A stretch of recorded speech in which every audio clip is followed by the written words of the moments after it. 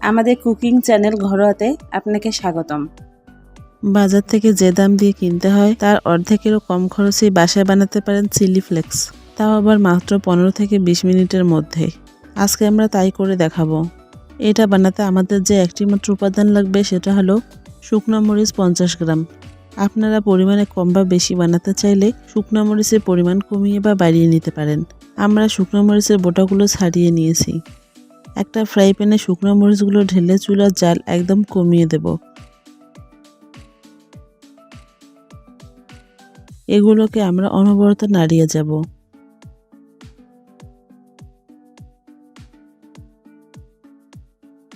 প্রায় 5-6 মিনিট এভাবে টেলে নিব। এরপর চুলা বন্ধ করে এগুলোকে রুম টেম্পারেচারে আনতে 10-12 মিনিট অপেক্ষা করব। শুকনো মরিচগুলো রুম টেম্পারেচারে আসলে এগুলোকে ব্লেন্ড বা গ্রাইন্ড করব। আপনি যদি ব্লেন্ডার ব্যবহার করেন তাহলে 10 থেকে 15 সেকেন্ড ব্লেন্ড করবেন, আর গ্রাইন্ডার ব্যবহার করলে 5 সেকেন্ডের মধ্যে চিলি ফ্লেক্স হয়ে যাবে। যে কোনো শুকনো এয়ারটাইট কন্টেনারে রেখে মাসখানেক অনায়াসে ব্যবহার করতে পারেন এই চিলি ফ্লেক্স। ভিডিওটি কেমন লাগলো কমেন্টে জানাবেন। ভালো লাগলে অবশ্যই লাইক ও শেয়ার করবেন।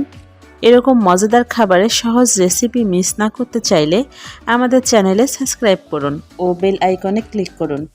পরের ভিডিওতে আবার দেখা হবে।